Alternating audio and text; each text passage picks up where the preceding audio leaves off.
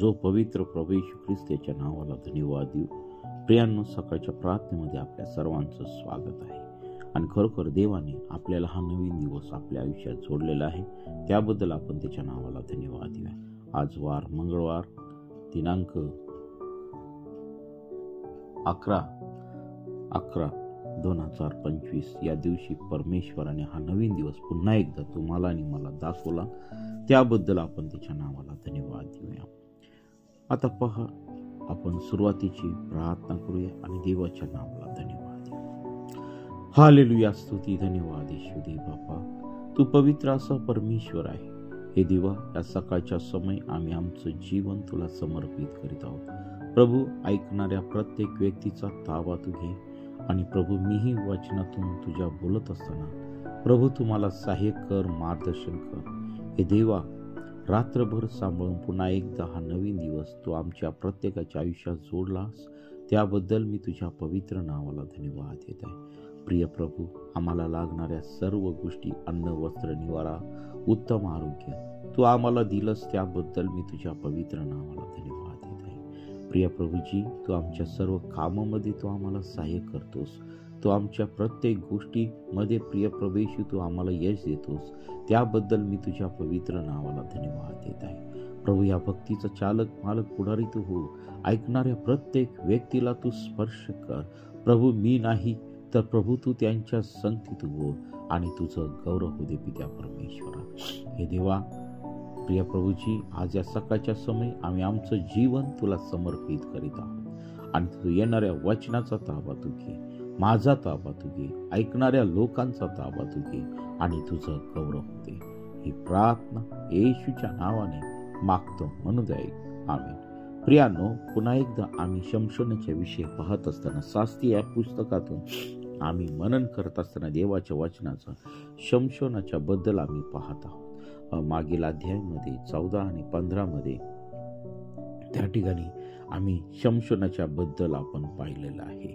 आणि मग ह्या ठिकाणी बघा, शमशोनाच्या बद्दल 16व्या अध्यायामध्ये आम्ही येत असताना ह्या ठिकाणी शमशोनाला एक भयानक वाईट गोष्टीचा नाद होता आणि त्या नाद असल्यामुळे प्रियांनो त्यांनी देवाचा अभिषेक त्या ठिकाणी गमावलेला आम्हाला दिसत आहे.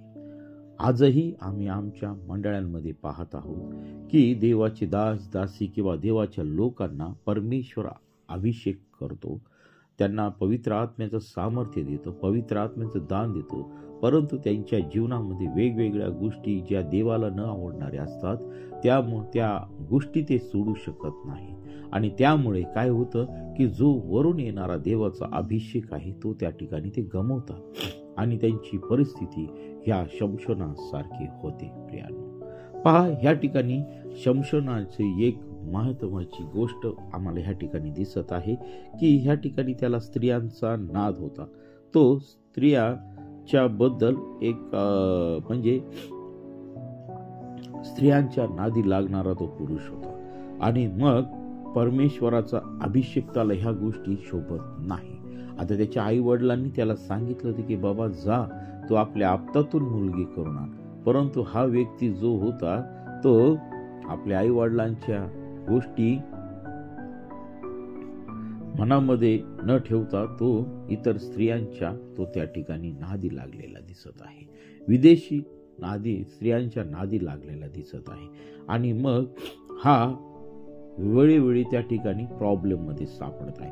मग गज्जा या ठिकाणी गेल्यानंतर 16व्या अध्यायामध्ये मग शमशोन गज्जा येथे गेला आणि तिथे त्याने एक वेश्या पाहिली व तिच्याकडे तो गेला. शमशोन तिथे आल्याची बातमी गजाकरांना लागताच त्यांनी घराला घेरा घातला आणि नगरवेशी ते रात्रभर त्याच्या पाळतीवर बसले. सकाळी उजाडल्यावर त्याला ठार मारू असा विचार करून ते रात्रभर गुपचूप राहिले व इकडे शमशोन मध्यरात्रीपर्यंत झोपून राहिला. नंतर उठून त्याने नगरवेशीचे दरवाजे आणि दोन्ही दार कसे ही अडसरा सगट उकडून खांद्यावर घेतली आणि हेब्रोनाच्या पूर्वेकडील डोंगराच्या शिखरावर नेली. पहा, देवाने एवढ्या सगळ्या गोष्टी तो करत असताना देखील परमेश्वर देव त्याच्यावरती प्रेम करत होता.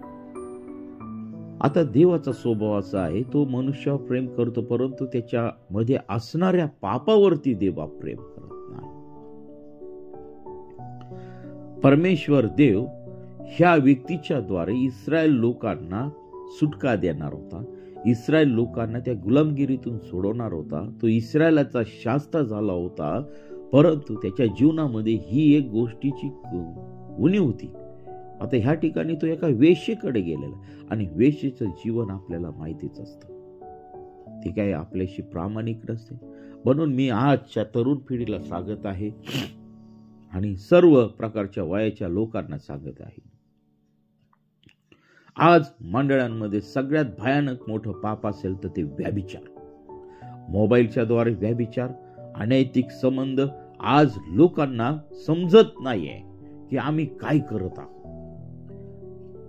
आता ह्या ठिकाणी हा जो अभिषेक देवाने शमशोनाला दिला होता, जे सामर्थ्य देवाने दिलं होतं, त्या सामर्थ्याचा उपयोग त्याने त्या लोकांसाठी न करता त्या ठिकाणी त्यांनी स्वतःसाठी केलेला आम्हाला दिसत आहे. प्रियांनो, आम्ही देवाचं मार्गदर्शन घेऊन आम्ही जगामध्ये जगलं पाहिजे. आज मला अतिशय कीव वाटते, काही लोक चर्चला येतात ते फक्त व्यभिचारासाठी, स्त्रियांसाठी. काही स्त्रिया चर्चसाठी मध्ये येतात फक्त पुरुषांसाठी, व्यभिचार करण्यासाठी. चर्च हे देवाचं ठिकाण आहे. चर्च हे पवित्रतेचं ठिकाण आहे. आम्ही त्या ठिकाणी जिवंत देवाची भेट घेण्यासाठी जात आहोत. जर आमचे हेतू चुकीचे आहेत तर परमेश्वर देव आमच्यातला जो अभिषेक आहे तो अभिषेक काढून घेतल्याशिवाय राहणार नाही. आज या सकाळच्या समय मी तुम्हाला एकच गोष्ट सांगू इच्छित आहे की आम्ही आमच्या जीवनातील सर्व व्यभिचार हा आम्ही संपूर्णपणे काढून टाकला पाहिजे. आमचं हृदय हे स्वच्छ केलं पाहिजे. प्रियांनो, परमेश्वर देव आमच्यावरती प्रेम करत आहे, आमच्या जीवनातील पापावरती नाही. होय प्रियांनो, आणि म्हणून आम्ही ह्या सर्व वाईट गोष्टीपासून दूर राहायला पाहिजे. शमशोनाला देखील ह्या ठिकाणी परमेश्वर देव त्याच्या जीवनामध्ये होता, परंतु या वाईट गोष्टीमुळं त्याने पुढे कसा त्याचा अभिषेक गमावलेला आहे ते आम्हाला दिसत आहे. आणि मग नंतर शमशोन आणि दलिला, आणि मग नंतर सोरेखोऱ्यातील दलिला नावाच्या एका स्त्रीवर त्याचे प्रेम बसले. बघा, आता एक झाली, दुसरी झाली, आता ही तिसऱ्या स्त्रीच्या तो मागे लागला. दलिला नावाच्या एका स्त्रीवर त्याचं मन बसलं. बरं, ती पण पलिष्ठ्यांचीच होती. तेव्हा पलिष्ठ्यांचे सरदार त्या स्त्रीकडे जाऊन तिला म्हणाले, त्याच्या आचाट शक्तीचे मर्म कशात आहे आणि आम्हाला त्याच्यावर वर्चस्व कसे मिळवता येईल हे तू त्याच्याकडून लाडीगोडीने काढून घे, म्हणजे आम्हाला त्याच्या मुसक्या बांधून त्याला जेरी सांधता येईल व आम्ही प्रत्येक जण तुला चांदीची 1100 नाणी देऊ. बघा, पहा, अशा स्त्री संगती तिचं प्रेम जडलं की ती स्त्री त्याच्याबद्दल धोकादायक होती, विश्वासघातकी होती. अशा स्त्रीवरती तो प्रेम करू लागला. आणि मग हे पलिष्ठी लोकांना कळालं, आणि मग पलिष्ठी लोकांनी ते स्त्रीकडे जाऊन सांगितले की आम्ही तुला चांदीची 1100 नाणी देऊ, तू आम्हाला त्याच्या शक्तीचं मर्म कशात आहे ते आम्हाला सांग. बरं, हा जो व्यक्ती होता हा म्हणजे देवाच्या अभिषेकाची गय करणारा नव्हता, देवाची गय करणारा नव्हता, देवाला मान देणारा. मला तर असं वाटत नाही ते देवाला मान देणारा असतं तर त्यांनी हे मर्म कधीच सांगितलं नसतं. पहा, आणि मग नंतर ती शमशोनाला म्हणाली की तुमच्या आचाट शक्तीचे मर्म कशात आहे आणि कशाने तुम्हाला बांधले असता तुम्ही जेर व्हाल हे कृपया मला सांगा. शमशोनाने तिला उत्तर दिले, धनुष्याच्या 7 नव्या वाद्यांनी मला बांधले तर मी कमजोर होऊन इतर माणसांसारखा होईल. मग धनुष्याच्या 7 नव्या वाद्या घेऊन पलिष्ठ्यांचे सरदार तिच्याकडे आले आणि तिने त्याला वाद्याने जखडून टाकले. त्यावेळी आतल्या खोलीत काही लोक तिने लपून ठेवले होते. ती त्याला म्हणाली, शमशोन पलिष्ठी तुमच्यावर चालून आले आहे. पहा, ह्या ठिकाणी शमशोनाला ती वारंवार त्या ठिकाणी सांगत होती. आता शमशोनाने सांगितलं की धनुष्याच्या 7 वाद्यांनी मला बांधलं तर मी इतरांसारखा होईल. पहा, आणि मग तिने पलिष्ठी लोक ऑलरेडीच तिने ते घरामध्ये लपून ठेवलेले आम्हाला दिसत आहे. चालून आले तेव्हा आगीची धग लागताच तागाचे सूत तटकन तुटावे तसा त्याने त्या वाद्या तोडून टाकल्या आणि त्याच्या शक्तीचे मर्म डगमगले नाही. बघा, आता ही पहिली वेळ झालेली आहे. मग तरी पण तो त्या स्त्रीच्या तिथं गेलेला आम्हाला दिसत आहे. आणि मग दुसऱ्या वेळेस दलीला शमशोनाला म्हणाली की तुम्ही माझा उपहास करून माझ्याशी खोटे बोलला आहात, तुम्ही लबाडी करून मला फसवले आहात, तुम्हाला कशाने बांधावे हे आता तरी मला सांगा ना. तो तिला म्हणाला, कधी न वापरलेल्या नव्या दोरांनी मला आवळून बांधले तर मी कमजोर होऊन इतर माणसांसारखा होईल. मग दलीलाने नवे दोर आणून त्याला बांधले व म्हणाले, शमशोन पलिष्ठी तुमच्यावर चालून आले आहे. त्यावेळी काही लोक आतल्या खोलीत दबा धरून बसले होते. तेव्हा धागा तोडावा तसा त्यांनी दंडावरचे दोर तडातड तोडून टाकले. बघा, आता ही दुसरी वेळ. अशा प्रकारे शमशोनाला ह्या ठिकाणी 3 वेळेस फसवलेला आम्हाला दिसत आहे. तिसऱ्या वेळेस पण त्याने सांगितले की तुम्ही मला खोटे सांगून माझी वंचना केली, तुम्ही बांधता येईल हे मला सांगितले. तो तिला म्हणाला, मला केसाच्या 7 बटाया मागच्या ताण्यात गुंफल्या. तर तिने त्याचे केस मागाच्या फणीवर ताणून बांधले आणि ती त्याला म्हणे, शमशोन पलिष्ठी तुमच्यावर चालून आले आहेत. तेव्हा त्याने झोपेतून जागे होऊन ती मागाची फणी व ताना उकळून टाकला. बघा, 3 वेळेस फसवलं तरी ह्या व्यक्तीला समजून येत नाही राहिलं.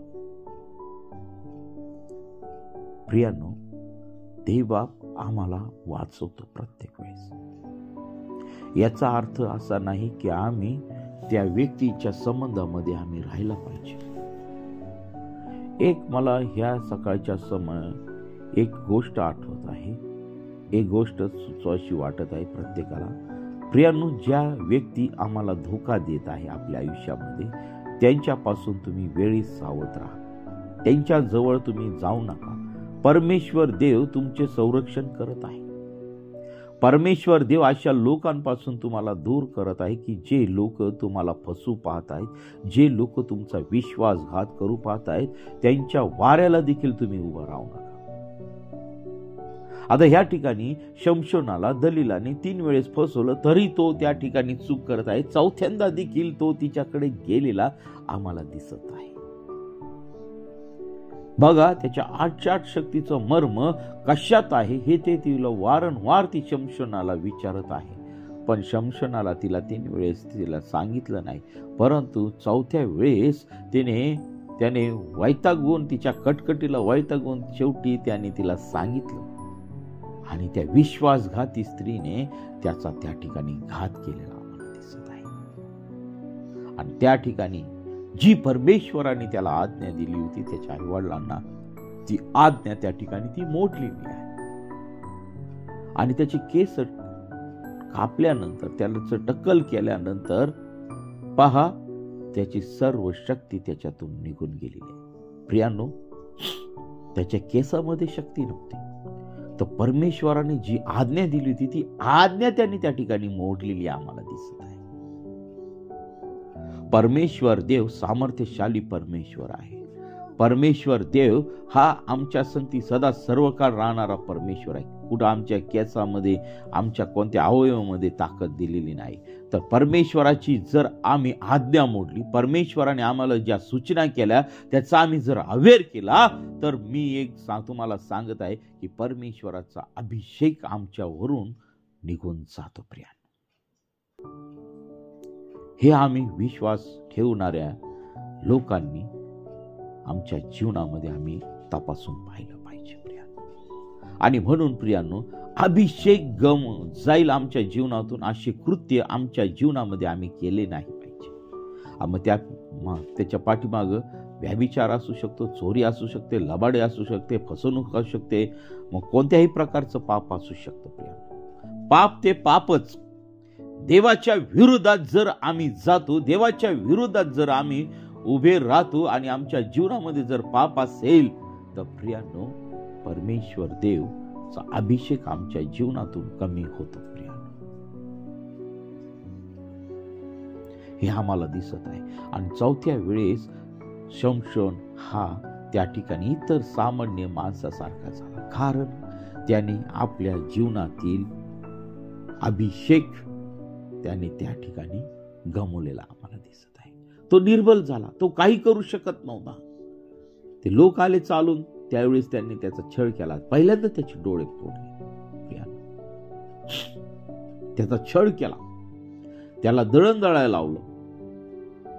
आणि मग नंतर शमशोनाचा ज्यावेळेस मृत्यू झाला, त्यावेळेस बलिष्ठांनी त्या ठिकाणी त्यांचा जो देव होता बाल, बघा, दागोन नामक देवाप्रित्यर्थ महायज्ञ अर्पण उत्सव करण्यासाठी जमले. ते म्हणू लागले की आपल्या देवाने आपला शत्रू शमशोन ह्याला आपल्या हाती दिले आहे. त्याला पाहून लोक आपल्या देवाचे स्तवन करीत म्हणले, त्याला देवाने आपल्या देशाचा नाश करणाऱ्या आणि आपापल्यातल्या पुष्कळांचा संहार करणाऱ्या शत्रूला आपल्या हाती दिले. आणि ते आनंदाच्या भरात म्हणाले, शमशोनाला समोर आणा, म्हणजे तो आपली करमणूक करेल. पहा, आणि मग अशा रीतीने ह्या ठिकाणी आम्हाला शमशोनाचा मृत्यू कसा झाला हे आम्हाला दिसत आहे. आणि मग 28व्या वचनामध्ये 27 पासून जर आम्ही पाहिलं, मग त्या इमारतीत स्त्री पुरुषांची चिकार गर्दी झाली. बलिष्ठांचे सर्व सरदार तेथे जमले. सुमारे 3000 स्त्री पुरुष गच्चीवरून शमशोनाची गंमत पाहत होते. तेव्हा शमशोनाने परमेश्वराचा धावा केला, हे प्रभू परमेश्वरा, कृपया माझी आठवण कर. हे देवा, फक्त ह्या वेळेस मला बळ दे, म्हणजे आपल्या डोळ्याबद्दल मी या बलिष्ठांचा एका झटक्यात बदला घेईन. आणि ज्या मधल्या 2 खांबावरती इमारत आधारलेली होती, त्यातले एका उजव्या हाताने व दुसऱ्या डाव्या हाताने धरून त्यावर शमशोन टेकला आणि बलिष्ठांबरोबर मलाही मरण येव असे म्हणत आपले सर्व बळ एकवटून त्याने ते खांब रेटले. तेव्हा ती इमारत त्या सरदारांवर व तेथे जमलेल्या सर्व लोकांवर कोसळली. अशा प्रकारे त्याने मरते समय ठार मारलेले लोक त्याच्या साऱ्या हयातीत त्याने ठार मारलेल्या लोकांपेक्षा अधिक होते. पहा, शेवटी तो परमेश्वराचा त्याने धावा केला. परमेश्वराने त्याला क्षमा केली आणि त्याला बळ त्या ठिकाणी दिसत आहे. आणि त्याच्या हयातीत सर्वापेक्षा मारले नसतील तेवढे मनुष्य त्या ठिकाणी त्यांनी बलिष्ठांचा संहार त्या ठिकाणी एका क्षणात केला आणि त्यांच्या बरोबर तोही देखील मरण पावलेला आम्हाला दिसत आहे. पहा, ह्या ठिकाणी शमशोनाचा अंत हा जो काही बरा झालेला आम्हाला दिसत नाही. अतिशय वाईट अंत झालेला आम्हाला दिसत आहे. परंतु परमेश्वराने त्याला क्षमा केली, परमेश्वराने त्याची प्रार्थना ऐकली आणि पुन्हा त्याला सामर्थ्य आम्हाला त्या ठिकाणी दिलेले दिसत आहे. बघा, परमेश्वर देव हा प्रेम करणारा परमेश्वर आहे. तो वारंवार त्या ठिकाणी पापामध्ये पडला, वारंवार तो स्त्रियांच्या नादी लागला आणि त्यांनी त्या ठिकाणी आपला अभिषेक त्या ठिकाणी गमावला. प्रियानो, आज अनेक दासी आहेत की ते वारंवार परमेश्वराच्या विरोधात जाऊन ते कारवाया करत आहे. व्यभिचारामध्ये, लोभामध्ये, सर्व इतर देवाला न आवडणाऱ्या गोष्टींच्या पापामध्ये पडत आहे आणि देवापासून दूर जात आहे.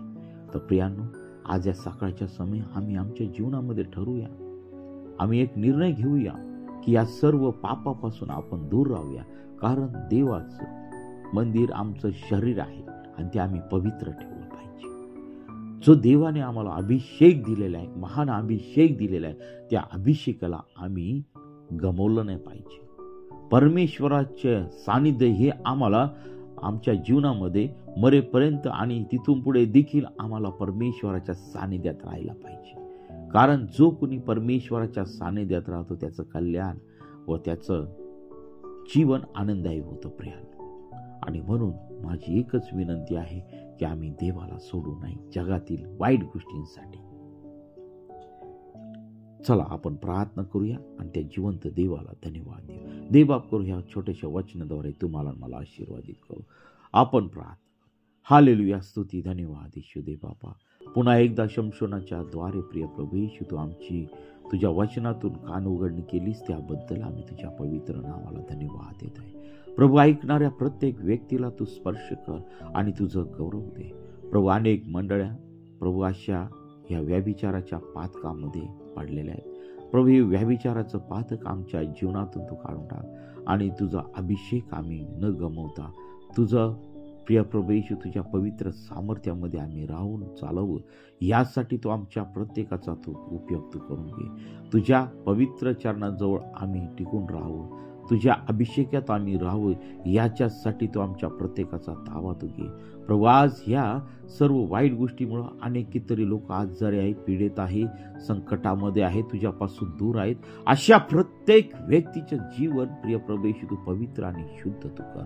प्रभू, आज आम्ही पश्चाताप करत आहोत की प्रिय प्रभू येशू आमच्या सर्व पापांच्या अपराधांची तू आम्हाला क्षमा कर आणि आमच्या जीवनातील सर्व आजार, क्लेश, सैतानी बंधन नासूर येशूच्या नावामध्ये तुटल्या जाते. होय प्रभू, सर्व आजार मी प्रभू येशूच्या नावामध्ये शापित करत आहे.